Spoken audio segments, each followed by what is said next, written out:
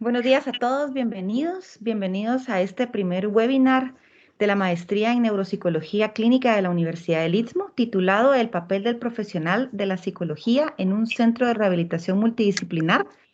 Mi nombre es Norma Barreno, yo soy la directora de maestría de la Universidad del Istmo, así es que les doy la más cordial bienvenida y le doy la bienvenida a la magíster Sara Moya Milán. Sara, bienvenida. Ella pues tiene una licenciatura en psicología por la Universidad de Granada. Tiene un máster en neuropsicología clínica por la Universidad Complutense de Madrid, un certificado de docencia del programa de doctorado en neurociencias por la Universidad Complutense también, y actualmente labora en la Fundación DASER como neuropsicóloga, aparte pues de trabajar de forma particular. Bienvenida, Sara. Le dejo a Hola, usted muchas el uso de la gracias. palabra. Muchas gracias, Norma. Pues bueno, buenos días allí, buenas tardes aquí. Ahora mismo, bueno, estoy ahora mismo en el sur de España, estamos en pleno verano y bueno, estoy en un entorno natural y por anticipado os pido disculpas por si algo pues nos interrumpe, pero espero que no. Bueno, yo tal y como ha comentado Norma, soy neuropsicóloga clínica, llevo pues unos 15 años de trabajo como tal, he trabajado con diversos colectivos y los últimos 8 años pues trabajo en un centro de intervención de daño cerebral, un centro multidisciplinar, y es un poco en esa experiencia lo que me gustaría contaros pues un poco el papel del profesional de la neuropsicología. Entonces, vamos a hablar un poco de con qué tipo de pacientes trabajamos, cómo trabajamos y la importancia de trabajar en un equipo multidisciplinar y haciendo un trabajo transdisciplinar, que luego explicaré cada uno de los conceptos despacito.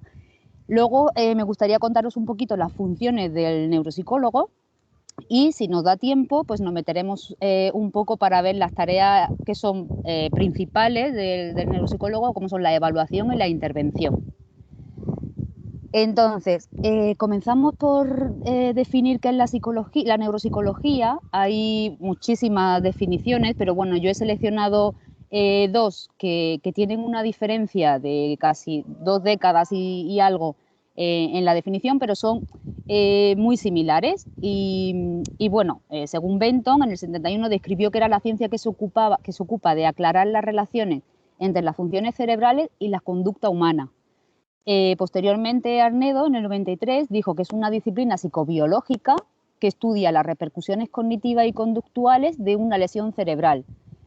Al final hay dos componentes básicos. O sea, por un lado está el cerebro y por otro lado está la relación que tiene ese cerebro o las lesiones asociadas a las lesiones neurológicas en los procesos cognitivos, la conducta y las emociones de la persona.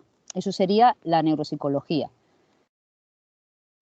Tenemos dos grandes ámbitos de trabajo, digamos, ¿no? Por un lado estaría la neuropsicología cognitiva y por otro lado la neuropsicología clínica.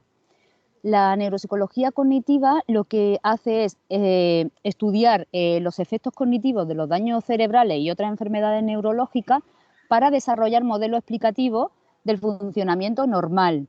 Esto quiere decir que se ha basado y históricamente se ha basado en los estudios de caso único, estudios que por causas determinadas, por ejemplo, se me ocurre el caso de Phineas Gage, que tuvo una lesión en el lóbulo frontal, ¿no? Una barra de acero atravesó su lóbulo frontal. Inicialmente era una persona normal, fue caminando, o sea, no tenía aparentemente ninguna dificultades, pero luego se vio que tenía unas enormes dificultades en poder planificar, en resolver situaciones, conflictos cotidianos que habitualmente hacía con total normalidad, en organizar, planificar el día a día. Entonces, a partir de ese caso, pues se estudia la importancia del lóbulo frontal en lo que son las funciones ejecutivas. Y en eso se basa la neuropsicología cognitiva. Y luego, por otro lado, está la neuropsicología clínica, que es el papel aplicado, o sea, el profesional de la psicología ya aplicado. Es decir, cuando ya tenemos una lesión cerebral, una lesión neurológica, de qué manera afecta al comportamiento y al comportamiento, a las emociones y al estado cognitivo. Y es la forma en la que tiene el profesional de ayudar a mejorar su vida a través de programas estructurados de rehabilitación. ¿Cuál es el ámbito de actuación? Pues es todo. O sea, en neuropsicología se trabaja en infancia, o sea, incluso en el ámbito neonatal se trabaja en la niñez, en la adolescencia, en adultos y en personas mayores. Yo, aunque he trabajado en el ámbito de la infancia y en el ámbito de mayores, últimamente pues eso, los últimos 8 años he centrado mi trabajo en el ámbito de adultos y es un poco lo que os contaré. En el ámbito pediátrico, pues tenemos, por ejemplo, tenemos trastornos que pueden ser congénitos, que pueden ser perinatales, pueden ser trastornos del desarrollo, dificultades de aprendizaje o una lesión adquirida. Pues tendríamos, sería en este caso, tendríamos enfermedades raras, tenemos muchos niños en el centro también, aunque yo no trabajo con ellos en el centro, que tienen enfermedades raras y que cursan pues, con déficit de atención, con dificultades de aprendizaje, parálisis cerebral, que además de la dificultad motora, pues también tiene muchas dificultades, por ejemplo, del lenguaje, de atención también, trastornos del espectro autista, luego trastornos más específicos como pueden ser trastornos específicos del lenguaje o trastorno por déficit de atención con o sin hiperactividad. Tenemos ictus, cada vez existen mayor número de niños, bueno, no es que existan mayor número, sino que se diagnostica de una forma más precisa los ictus infantiles. Tenemos trastornos, traumatismos cráneoencefálicos por caídas, accidentes de coche y trabajamos también mucho con tumores cerebrales. Respecto al ámbito del adulto, pues más o menos es igual, aunque con algunos matices. O sea, tenemos la lesión cerebral adquirida, como puede ser ictus, traumatismos y tumores cerebrales. Tenemos enfermedades médicas, como pueden ser una encefalitis, encelopatías, y últimamente y cada vez más estamos viendo síndrome post-COVID, que también cursa con alteraciones el brain fog, cognitiva sobre todo, y a nivel emocional también. Tenemos enfermedades neurodegenerativas, como pueden ser Parkinson, por ejemplo, esclerosis múltiple. Tenemos demencias, como puede ser pues, demencia frontotemporal, enfermedad de Alzheimer o demencia por cuerpos de Lewy. Y también trabajamos en trastornos psicopatológicos que se ve que de cierta manera, o sea, como una forma más específica, pues aunque menos frecuente, pero bueno, personas que puedan cursar, que tengan esquizofrenia y puedan cursar con déficit de función ejecutiva o de atención, también trabajamos con ellos.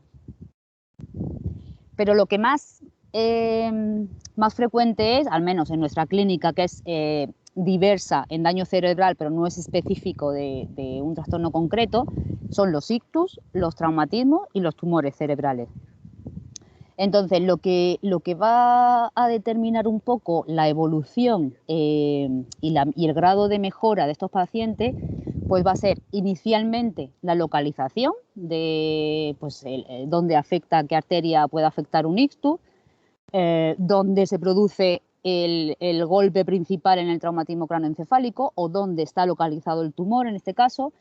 Depende de la gravedad, pues nos vamos a encontrar también que hay ictus muy, muy graves, como pueden ser pues, aneurismas que vienen con roturas severas, o si es un ictus mal localizado, como un accidente isquémico transitorio, por ejemplo, que puede dejar unas pequeñas secuelas. Lo mismo ocurre con el traumatismo cráneoencefálico, va a depender de la gravedad del golpe y del tumor. Sabemos que dependiendo del tipo de tumor y de la agresividad, pues va a tener una evolución diferente. Pero lo que sí es importante es que, y en la experiencia yo lo he visto y cada vez estoy más convencida de ello, ¿no? Y la literatura también lo apoya, es que la intervención, cuanto más precoz, mejor evolución tiene. Si se hace de una forma global, mejor evolución tiene, y si se hace de una forma intensiva, mejor evolución tiene.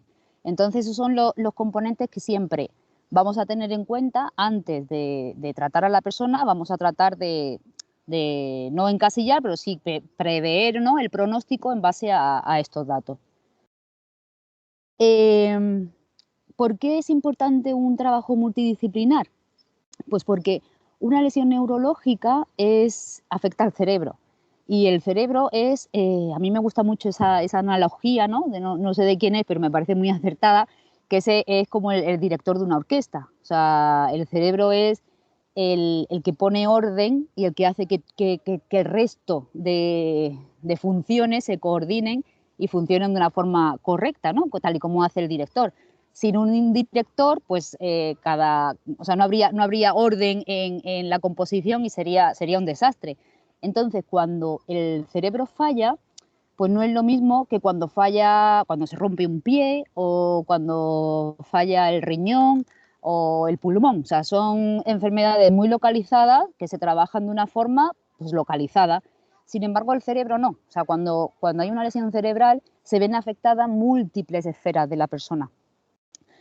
Y no tienen por qué afectarse todas, y cada una va a ser en diferente grado, pero va a haber una afectación casi siempre global. ¿Y dónde afecta? Pues puede afectar o lo hace en el plano motor. Vemos que hay muchas personas pues, que, por ejemplo, con un ictus, pues existe una hemiplegia en el lado contralateral de la lesión. Va a afectar de una forma también directa al sistema respiratorio, va a afectar a los procesos cognitivos. En cierta manera y muchas veces afecta a la conducta, también a las emociones, puede afectar a la comunicación, al lenguaje, puede afectar también al ámbito sensorial, se producen hemiparesias o se ignora alguna parte del cuerpo, y también afectará a la deglución. Como digo, no siempre se afecta todo y no siempre se afecta en la misma medida. Pero bueno, yo os quiero poner un ejemplo aquí de una paciente de mi trabajo, que tengo permiso para compartir, para que veáis un ejemplo de lo que es una afectación global.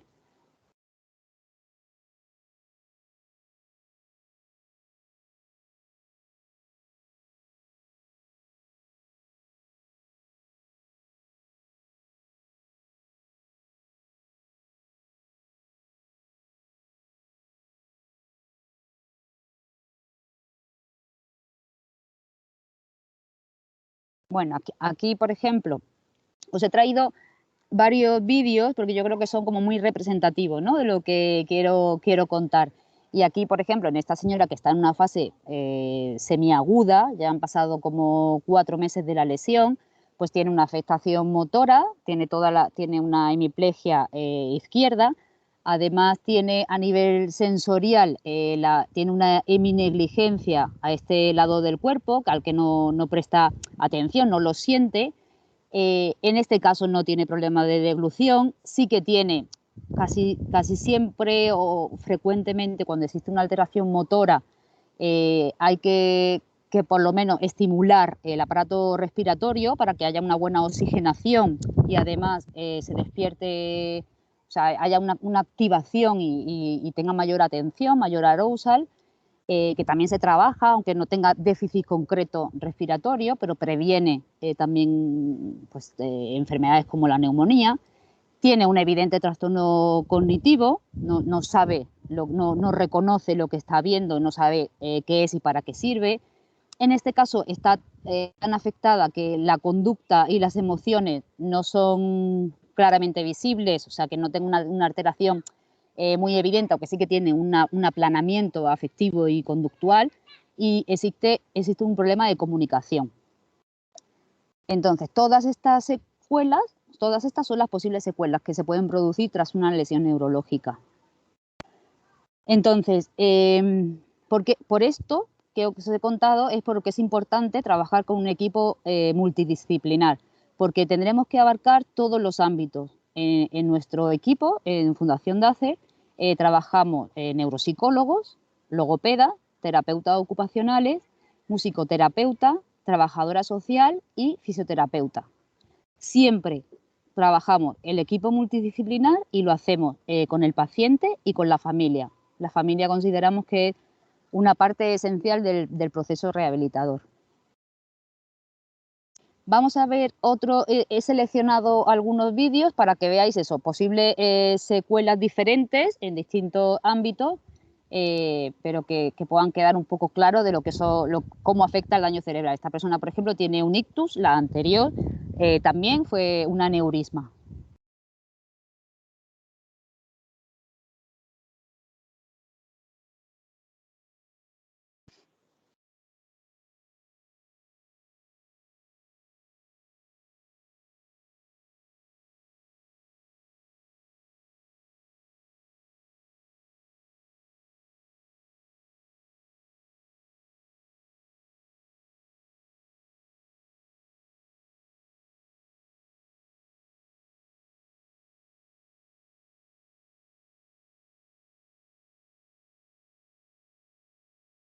En este caso, esta señora tiene, además de tener problemas sensoriales y motores, tiene su dificultad más aparente y más evidente, es una afasia, que es un problema en el lenguaje, en la expresión.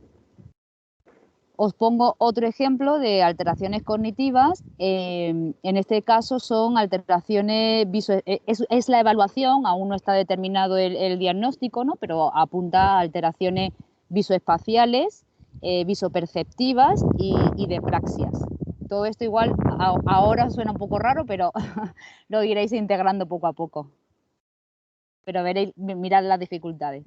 Se trata de unir números de manera consecutiva, el 1 con el 2 con el 3.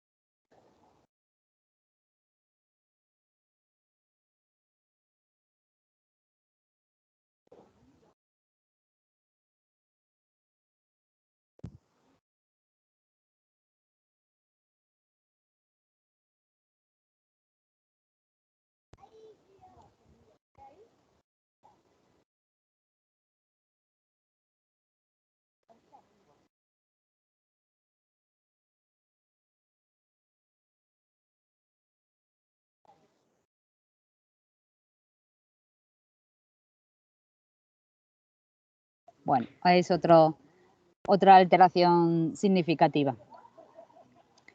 Y por último, os quiero, en este caso, os quiero mostrar una persona que tiene dificultades de afasia. Este señor tenía, sus principales dificultades era en expresión, pero también tenía alguna dificultad en comprensión. Pero lo que quiero que veáis cómo afecta, cómo al final le afecta pues los déficits que tiene, cómo le afecta a nivel emocional, que es algo que también tenemos que tratar los neuropsicólogos clínicos casi en todos los pacientes. Sara, perdone, veo que los videos no ¿Sí? tienen... ¿Bien? A ver, todavía no. Yo le decía, en diciembre, Se escucha perfecto. En diciembre pagabas el dinero, dejabas el dinero que te da y encima me decía el jefe mío que me tocaba de Barcelona, sacaba la pasta, entonces cogí la pasta y la pasta de diciembre. Y encima te llegaba uno que es el Barça y me quedaba esto y el otro y otro. Otra vez sacaba con el muchacho nuevo, depende, porque grababa y me daba gratis, me quedaba todo. De todo lo que me ayudaban en aquellos tiempos. ¿Cómo te lo digo? Que estoy hablando tonterías por decirlo, pero es eso. El pobre al final ya era, ¿cómo te lo digo? O sea, estoy hablando tonterías y al final pues hay una afectación ahí de la autoestima, del autoconcepto. O sea, claro, o sea, son muchos años con esa dificultad y... Uy, perdón, a ver, vuelvo a hacer... Aquí. Listo, disculparme. Excelente, gracias. No hay pena. Bueno, pues como iba contando, esta es una forma de trabajo difícil, pero bueno, lo hacemos. Cada día hacemos sesiones clínicas, todo el equipo, sin falta, y hablamos de los pacientes y de las pautas que tenemos para que la familia conozca realmente qué trabajo hacemos con el paciente y cómo ellos pueden aplicar determinadas pautas. Les invitamos, además de hacer las sesiones de psicoeducación, les invitamos a las sesiones, las puertas están abiertas para cuando quieran entrar. Y por otro lado, con el resto de profesionales, pues cuando se trata de niños en colegios, cuando se trata de un proceso activo de tumor con el neurólogo, o sea, siempre, ¿no? Los profesionales tenemos reuniones de coordinación. Y bueno, os quería poner este ejemplo también de cómo aquí está trabajando la terapeuta ocupacional, está trabajando en grupo con una paciente y ella detecta un problema que ya habíamos comentado previamente de la habilidad emocional, es decir, no tiene un buen ajuste de sus emociones y entonces ella misma aplica la pauta que habíamos comentado previamente, aunque no sea exclusivamente su trabajo el trabajar con las emociones, pero pone en práctica lo que habíamos hablado. Leti, ¿estás enfadada? ¿Y por qué estás enfadada? Porque se me había la escuela. ¿Y eso es una cara de enfado? ¿Eh? Pregunto.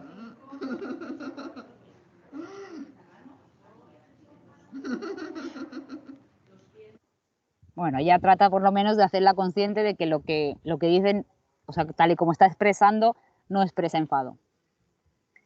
Y bueno, aquí tenemos este vídeo, pasa que es un poquito largo, pero bueno, os pongo un trocito para ver de qué manera la familia y el entorno cercano, cuidadores, amigos, familia, también pueden aplicar determinadas pautas con los pacientes. Si no, bueno, os voy resumiendo un poco. Se tiene que poner el collarín y no quiere. Sí, Juaco. Flexiona la pierna, por favor. Y bueno, vemos que cada vez se tensa más, incluso hace algún aspaviento, ¿no? De signos de agresividad porque Joaquín, no ponte quiere. eso, anda. Vamos a ponerte el collarín. Tu cuello tiene que estar derecho. Colócate el collarín, por favor. Te lo pongo. ¿Me lo das para ponértelo?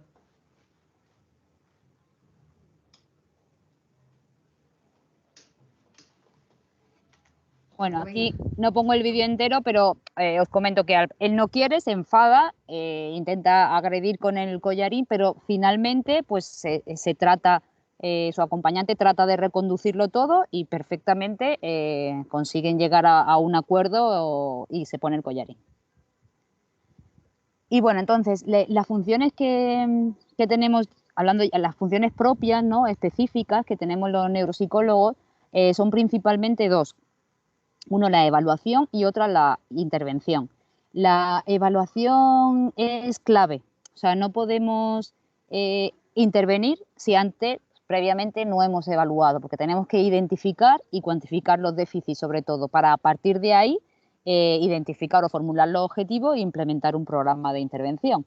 Entonces, la evaluación tiene mucho sentido en cuanto, por ejemplo, al diagnóstico diferencial, en muchas ocasiones hemos tenido peticiones pues de neurólogos, ¿no? De que, claro, ellos en consulta al final, bueno, ellos determinan que hay algunas dificultades de memoria, algunas dificultades, pero ellos no tienen la herramienta, al menos en España, porque no tienen tiempo para pasar una evaluación completa, ¿no? Pasan a lo mejor algún test de cribado y determinan que hay algún problema de memoria, pero tienen la duda de si se trata de un tipo de demencia o de otro. Entonces, ahí interviene el neuropsicólogo para determinar, hacer una evaluación global y determinar a qué apunta más, ¿no? su déficit. Es importante cuantificar tanto las funciones que están alteradas como las preservadas. También es importante establecer una línea base, un punto de partida, porque luego podremos comparar la evolución que ha tenido el paciente tras hacer la intervención. Entonces, nosotros no solemos hacer evaluaciones sistemáticas, pero sí que en alguna ocasión pues hacemos evaluaciones a los 6 meses y podemos comparar la evolución que ha tenido respecto a la evaluación inicial. También determinar las secuelas, porque eso nos va a servir para formular y diseñar la intervención. Y en cuanto a la intervención, pues vamos a identificar cuáles son los objetivos y las necesidades que tiene y vamos a formular el programa. Luego lo vamos a implantar, lo vamos a supervisar y vamos a ir adaptando según las necesidades o la evolución. Y por último vamos a evaluar la eficacia que ha tenido el tratamiento, que es un poco lo que comentaba de la línea base. Uy, no me pasa. Bueno, esto es un cúmulo de... No me pasa la diapositiva. Ahora, vale, también hacemos funciones de asesoramiento, de investigación y de docencia. Bueno, esto os lo paso rápido, ¿no? Pero bueno, el asesoramiento tanto a pacientes como a profesionales de salud o organizaciones, pues muchas veces en temas forenses, de temas de aseguradora, de escuelas. Luego en la investigación, pues también formamos parte de muchas investigaciones, ¿no? Seleccionando el diseño y los temas de investigación, haciendo la revisión, desarrollando la investigación y evaluando. Y en cuanto a la docencia, pues también, bueno, hay mucha población o mucho ámbito, digamos, ¿no? En el que los temas de neuropsicología pues les son muy afines y tienen interés, o sea, en ámbito pediátrico, geriátrico, psiquiátrico, también de población neurológica. Nosotros trabajamos, por ejemplo, mucho con enfermeras y auxiliares de enfermería, les contamos mucho cuáles son las secuelas, cómo pueden estimular. Y bueno, un poco ahora centrándonos más en lo que es el trabajo de la evaluación, hacemos los pasos, digamos, ¿no? que seguimos cuando hacemos un trabajo de evaluación. En primer lugar sería la recogida de información y la elaboración de la historia. Esto tenemos que partir de los informes, tanto médicos, normalmente del neurólogo o del psiquiatra o de medicina intensiva, todos los informes y los datos de neuroimagen. Luego seleccionamos las pruebas de administración que vamos a administrar, luego hacemos la interpretación y el diagnóstico y a partir de ahí planificamos el tratamiento. Nosotros siempre hacemos, pues eso, determinamos los puntos fuertes y los puntos débiles, a partir de ahí trazamos el perfil neuropsicológico y establecemos unos objetivos funcionales de neurorehabilitación. Luego realizamos un informe escrito y hacemos la devolución al paciente y a la familia de los resultados. Esto, bueno, yo soy una apasionada de mi trabajo, pero veo que es un poco tarde. Soy una apasionada, me suelo enrollar y no quiero hacerlo mucho porque, bueno, sí que quería hacer una especie de pues, un panorama general de lo que son las pruebas de evaluación neuropsicológicas, pero bueno, lo voy a pasar un poquito así por encima porque ya en el máster profundizaréis en esto muchísimo más. Pero normalmente se puede hacer un test de cribaje o de screening.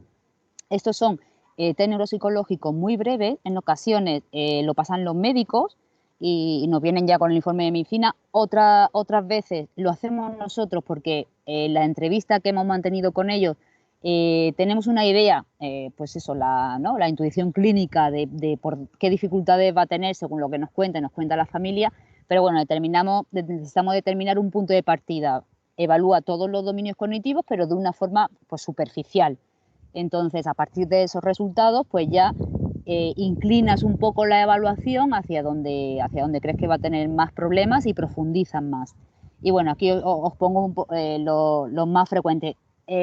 Yo he puesto, claro, evaluación hay para hablar un año de pruebas de evaluación. Pero bueno, yo os pongo los que me resulta, los que nosotros utilizamos más. Luego están las escalas generales de evaluación neuropsicológica. Aquí utilizamos mucho el test Barcelona y luego utilizamos la escala de inteligencia y de memoria de Wechsler. No la utilizamos al completo, siempre cogemos alguna prueba concreta de ello, o sea, no somos muy de utilizar baterías completas, pero bueno, siempre nos sirve tenerla de referencia para coger lo que más nos interesa. De la orientación es importante valorar la orientación temporal, espacial y personal de la persona, y siempre lo hacemos, normalmente las pruebas de cribaje o las baterías incluyen una sección de orientación que, bueno, no es más que preguntar por la fecha, por el lugar, quién es, cuándo nació, pero es importante valorarlo. Otra esfera que es importantísimo valorar es la atención. Nosotros utilizamos para evaluar atención selectiva, sostenida y alternante, por ejemplo, el test de 2, el CPT y el Train Making Test. Medimos también la amplitud atencional con dígitos directos, tienen que repetir una serie de dígitos en orden directo. Y luego para evaluar la heminegligencia, que es esto, que es que la persona no atiende al lado izquierdo de su campo visual y entonces utiliza solamente el derecho hasta que le indicamos que el papel continúa, que siga mirando, rastreando hasta la izquierda, hasta llegar al final que tiene marcado. Entonces esto es algo muy, muy común en las lesiones cerebrales derechas. Y lo medimos, bueno, con un test de cancelación o por ejemplo el test de las campanas, que es una hoja donde aparecen muchas campanas y tienen que tachar determinadas campanas y ver si el paciente tiende a irse solo a los de la derecha. Para la memoria, bueno, pues la memoria es algo muy complejo, pero bueno, sí que tenemos en cuenta utilizar pruebas que midan la memoria, que nos dé información de la memoria inmediata a corto plazo y a largo plazo y de los procesos de memoria, o sea, de cómo es la codificación, cómo es el almacenamiento y cómo es la recuperación de la información. Lo hacemos a nivel visual, o sea, verbal, audio-verbal, y lo hacemos también a nivel de memoria visual, por ejemplo, con la tarea compleja de Rey. Para el lenguaje, pues normalmente en nuestro caso lo suele trabajar a logopeda, a menos que queramos ver algo concreto nosotros, pero bueno, en otros lugares que he trabajado que no había logopeda o estaba con otros temas, también lo evaluaba, ¿no? Y exploramos los dominios de denominación, la expresión oral y escrita, la comprensión verbal y escrita y la repetición. En cuanto a las funciones ejecutivas, también es algo muy complejo, ¿no? ya que queremos medir aspectos como la planificación, el razonamiento abstracto, la flexibilidad cognitiva, toma de decisiones, inhibición o memoria operativa, entre otros. Entonces sí que solemos utilizar el subtest del mapa del zoo del BAPS, el STRUP, el Wisconsin, la tarea de fluidez verbal, semántica y fonológica. Aquí pues investigamos mucho porque además suelen salir alteradas. Luego, para evaluar la habilidad visoperceptiva, visoespacial y visoconstructiva, es decir, para saber por qué una persona, cuando le dices dibuja un reloj, dibuja esto, y cuando le das un modelo de un reloj, dibuja esto, pues para ahondar un poco, ¿no?, en qué le ocurre, por qué realiza esa forma, perdón, la copia o el dibujo libre, pues evaluamos, por ejemplo, con la batería Bosch o con la figura compleja de Rey, entre otros, ¿eh? Hay muchos más. Las praxias también evaluamos la ideomotoria, simbólicas, ideatorias, bueno, lo hacemos con test concretos y también hacemos evaluación cualitativa. Y por último, respecto a la evaluación, es importante también medir las emociones y la conducta.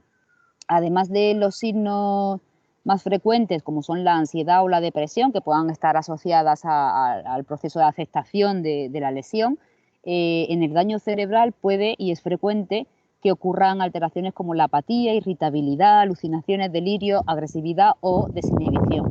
Por eso, además de utilizar la clásica escala de ansiedad y depresión, es importante evaluar estos aspectos que os comentaba, y eso lo hacemos, por ejemplo, con el NPI, con el Inventario Neuropsiquiátrico. Luego, respecto al programa de intervención, ¿cómo lo hacemos? Pues nosotros trabajamos en sesión de manera individualizada con el paciente, pero también lo hacemos en grupos. Nosotros tenemos muchos talleres porque creemos que normalmente cuando ya lleva varias sesiones individuales, en ocasiones 3 meses, en ocasiones 5, en ocasiones 2 días, dependiendo de las necesidades, ¿no? Y sí que hacemos talleres grupales para trabajar aspectos de socialización, de empatía, y tenemos diversos. Y también para trabajar los temas afectivos, pues trabajamos con la familia en conjunto. ¿Y cómo lo llevamos a cabo? Pues en sesión normalmente trabajamos con tareas de papel y lápiz, con fichas, trabajamos con el ordenador mucho. Ahora tenemos un programa de rehabilitación que se llama NeuroNap y bueno, tiene un montón de actividades interactivas que te da el feedback inmediato de respuestas, si es correcta, si no, y la verdad que lo utilizamos mucho. También trabajamos con juegos de mesa que creemos que tiene un potencial para la capacidad cognitiva tremendo, incluso para el respeto de normas, para socializar, ¿no? Y también lo hacemos con actividades funcionales. En nuestro centro tenemos un mini apartamento. Tenemos un apartamento con una cocina, un cuarto de baño y una salita. Entonces, pues por ejemplo, alguna vez decimos vamos a ordenar el armario y entonces trabajamos la categorización, la planificación, tú cómo lo harías, cómo lo hacemos, ropa de verano, ropa de invierno, en manga corta. Entonces, hacemos muchas actividades funcionales. Nos vamos al supermercado y entonces memorizamos la lista de la compra, allí llegamos, antes de pagar hacemos el cálculo mental de cuánto es, cómo vamos a pagar. La verdad que eso lo trabajamos mucho porque son tareas mucho más ecológicas y la generalización posterior es mayor. Y bueno, yo quería tardar demasiado, creo que voy bien, así es que hay tiempo para preguntas, porque si tenéis alguna duda, porque he corrido mucho y no sé si os surge algo o queréis que profundice en algún tema más, lo que me digáis. Perfecto. Gracias, Sara. Vamos a Vale. esperar a que nuestros participantes, si tienen alguna duda o, como lo menciona Sara, quisieran que profundizara en algo más, puedan pedir la palabra y sin pena abrir su micrófono. Perfecto. No obstante, os dejo aquí, bueno, tanto mi dirección, que es la que está aquí arriba, y bueno, luego el contacto de Norma, pues tenéis alguna duda, y el contacto de Ana Lucía también, que es la coordinadora de maestría, y aquí tenéis la web para echar un vistazo si os interesa al máster, a la maestría. Excelente, Sara. Muchas gracias.